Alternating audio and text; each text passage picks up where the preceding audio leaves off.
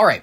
Ladies and gentlemen, I want to cover Paul Pelosi. Paul Pelosi, speed demon. What else can we call him? He's a husband of the former House Speaker, Nancy Pelosi. Is that another title we can bestow upon his name? He's facing recommended a misdemeanor hit-and-run charges following a car crash in California's wine country. This is not his first instance that he's had with the law. Notoriously, we had the footage of his scuffle with his gay partner, which resulted in a hammer attack on him that one time, like about 3 years ago now. And listen, he is a speed demon. He is one for being behind the wheel of a car when he was 16. He killed his brother, his 19-year-old brother.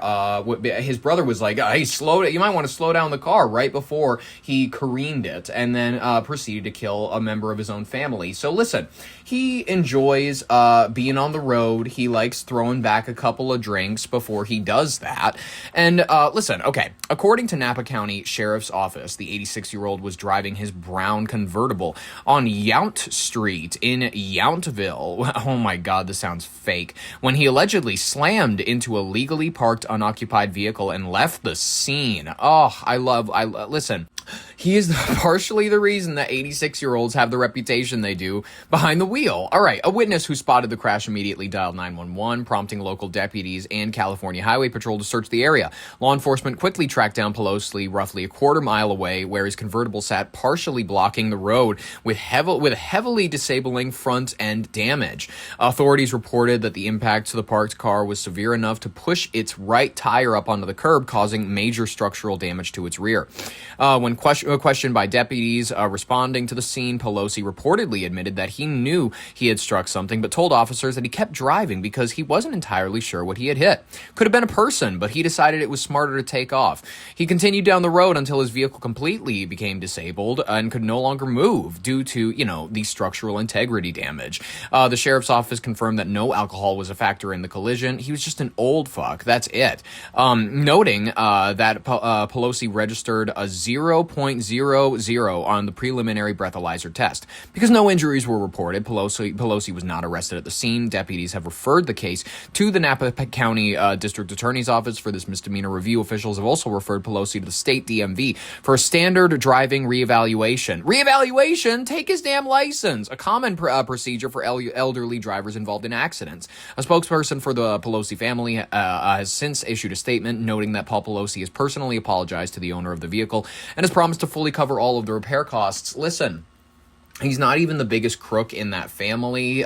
His wife has made, quite frankly, millions of dollars off of insider trading. Believe it or not, Trump has made more in just his first year off of cryptocurrency and all his nonsense than she has in her entire career of inside trading. Listen, Nancy Pelosi is a crook. She's a criminal, but let's remember that, when it comes to financial crimes, she was good at keeping it under the radar. She was good at skimming some off the top for years on end, to the point where people just noticed it, gave her shit for it in public, but it was a small sect of the American public. Now the United States, and also she never went for the high position. She never became president. She decided to steal taxpayer money in a position people rarely think about. Speaker of the House, who gives a shit?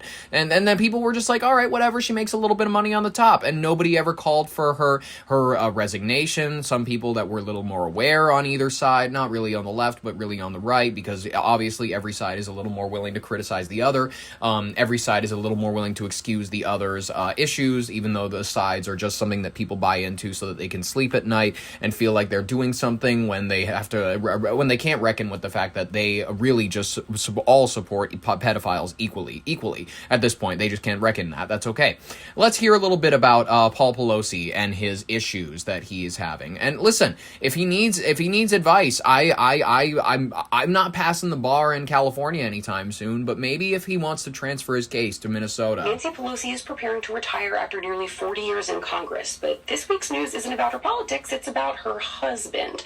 Paul Pelosi is facing a possible misdemeanor hit-and-run charge after authorities say he crashed his convertible into a parked car in Napa County, California over the weekend and then drove away. His car eventually broke down not far from the incident. Now, investigators say Pelosi told deputies that he knew he had hit something but didn't know what it was. Now, the sheriff's office says alcohol was not a factor. Pelosi registered a blood alcohol content of 0, and authorities are recommending a misdemeanor property damage hit-and-run charge.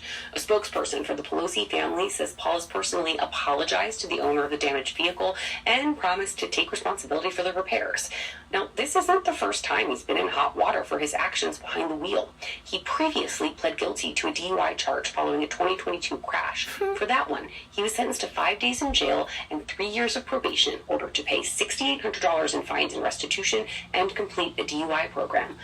In Minnesota, they're notoriously light on drinkers and whatnot. They listen, they'll give you DUIs, don't get me wrong, out the wazoo. But they will get you behind the wheel of a car pretty soon afterwards. They'll do the interlock system if you really fuck up.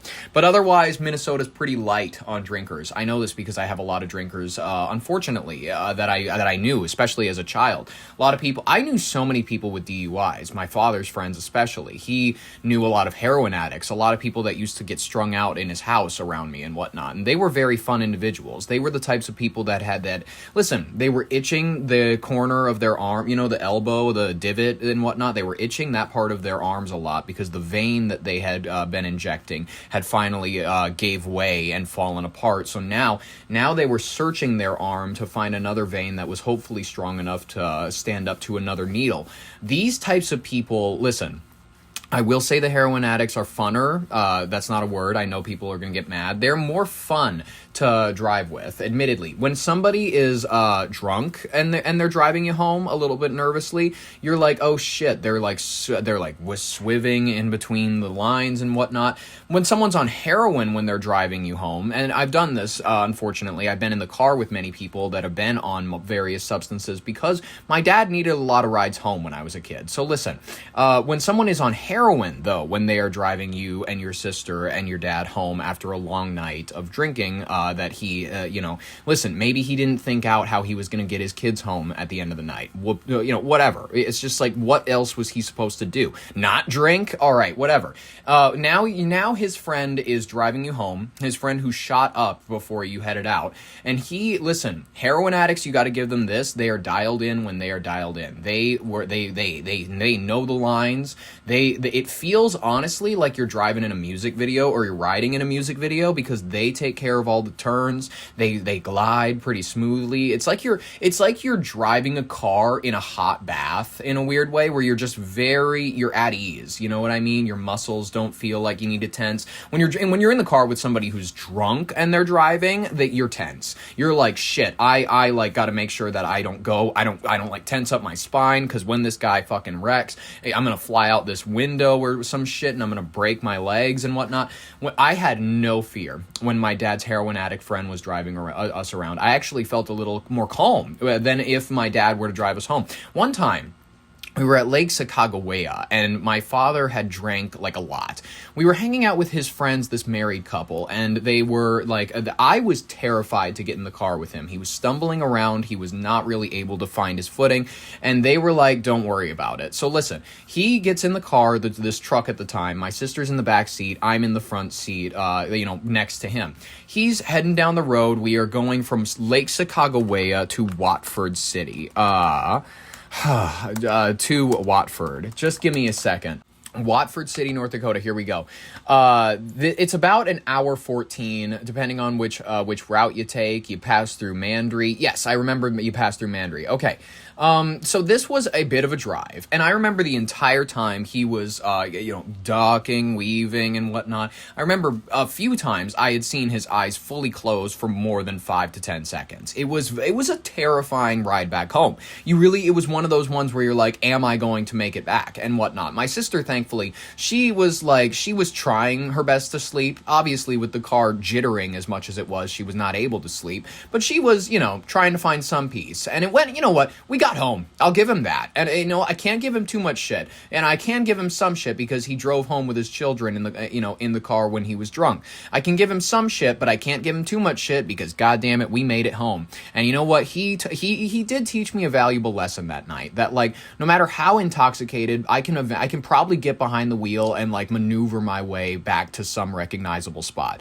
Not a scratch on me or the car. Like, you know what I mean? It doesn't matter if you're in North Dakota, barely any any sheriffs around, barely any highway patrol. They're not really, listen, you can get away with quite a bit more, unfortunately. The flock cameras are going to make sure that you can't hear pretty soon, but as long as you're on the outskirts, if you're in a city nobody gives a shit about, then you got a chance. You know what I mean? Those are the valuable lessons that I learned from my time in Watford City, North Dakota. And way back in 1957, when he was just 16 years old, Paul flipped his sports car and killed his older brother while driving near San Mateo, that's south of San Francisco. According to a patrolman That's quoted crazy. by the San Francisco Examiner at the time, his 19-year-old brother David, who was a passenger, had apparently urged him to drive slower before the fatal incident. Oh my God. Imagine your brother is like, hey, I think you're going a little fast there. And that's the last thing you ever hear from him. Jesus Christ. Well, Paul, best of luck to you. I'm so sorry to hear about that. It just sucks. You know what I mean? When your sibling dies and it's like your fault, it sucks. But like, best of luck to you. Best of luck to you. I'm glad that you're not going to be, listen, you're embarrassing your wife a little bit, but you're not unfamiliar with that territory. Like, remember that time that you got caught with your gay lover? And then, like, here's the footage right here. I have the body cam footage. It was when this gentleman, a big fat guy with a beard, he tromped into your bedroom and was like, hey, we had a deal. You gave me, we had a deal for $130. This is only $70. I gave you head and I let you come in my mouth. And then Paul was like, I don't think so, buddy. Listen, this is all I have right now. I can't.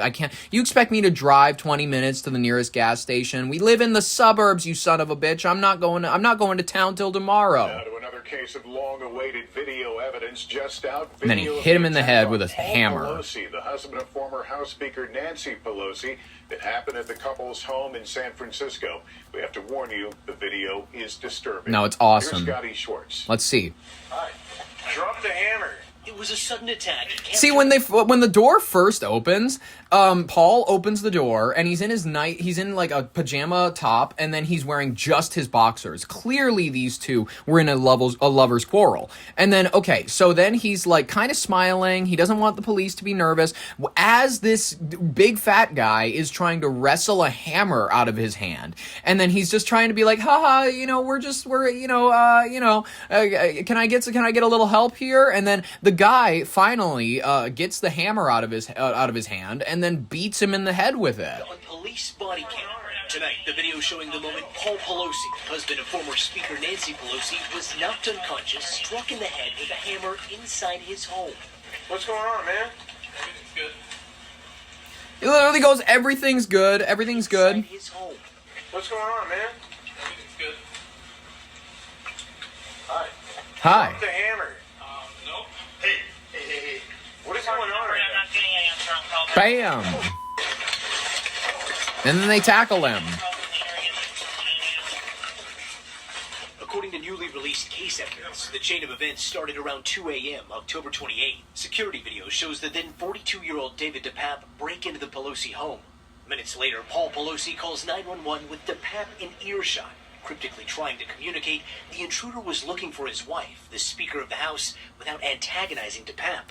He thinks everything's good. I've got a problem, but he thinks everything's good. He thinks everything's good because he's like, I'm going to tell your wife that we've been cheating, that I've been sleeping with you the last 5 years, all right? I'm finally going to tell your fucking wife because you have not been paying me. Okay. Call us back if you change your mind. No. This gentleman just came into the house and wants to wager for my wife to come home. Do you know who the person is? No, I don't know who he is. No, I don't know who he is. He and I just, like, maybe we've seen each other at a gas station once or thrice. Yeah. He has this, and he's telling me not to. He's telling me not to do anything. He's telling me to put the phone down. And just what he said. 18 seconds. Okay. Shortly Okay. after, Pelosi tells the dispatcher DePape wants him to get the hell off the phone and is disconnected. Moments later, 2 officers arrive for a welfare check to find DePape and Pelosi both holding a hammer, Pelosi also holding a glass. Pelosi rushed to the hospital with... Pelosi was like, let's have a glass. My wife will be home in like, a couple hours. He's hoping to get him out of the door before then. But he's like, let's have a glass of wine and let's talk about the this. skull fracture, while DePape told investigators he broke in to interrogate Nancy Pelosi. So, like, I guess, what was your intention to go there to make her change her ways? Like, Well, I was going to basically hold her hostage, and I was going to talk to her and basically tell her what I do. hold her hostage and do what? and talk to her. If she told the truth, I'd let her go scot-free. Right. If she lied, that was going to break me down. The release comes. If she fucking lied, I was gonna break her kneecaps. You know what? I think he was gonna ask her, do you realize that your husband's a cheater? And if she was like too surprised and whatnot, she was like, what are you talking about? Paul would never. He was gonna break her kneecaps. Petition by a coalition of press organizations, including NBC News, was granted by a judge over the objections of both prosecution and defense. Today on Capitol Hill, Nancy Pelosi reacting to the release. I have absolutely no intention of seeing the deadly assault on my husband's life. As her husband continues to recover from the attack. Gotti Yeah. Schwartz joining me now. Gotti. Well, you know, at least we know that bang to the head didn't make him a better driver. You know, we at least know that. That is, I'm a man of science, and I believe in verifying via the truth and what we know to be true. And I can verify this. I don't think striking yourself in the head with a hammer is going to make you any better at driving. We have the evidence through Paul Pelosi. Brother killer, cheater on his wife with men who hit him in the head with hammers. All sorts of things can define this man. I feel like the best thing we can just call him is a speed demon, because he loves to live life on the edge. He loves to live life in the fast lane, and I love you, Paul. Keep up the high spirits and the high energy. Maybe at the ripe age of 88 will you be in 2028? Maybe then you will be able to run for president and give this country the energy we've needed since the Clinton years, since we've had a child molester in the White House, and everybody just kind of pretended that he was just this weird sexual guy. You know what I mean? Everybody on Family Guy was making jokes about him being this kind of lover of commies and whatnot, but really he was raping children and whatnot, and everybody was just kind of like, our president is so goofy and he's so overtly sexual, whatever. Ladies and gentlemen,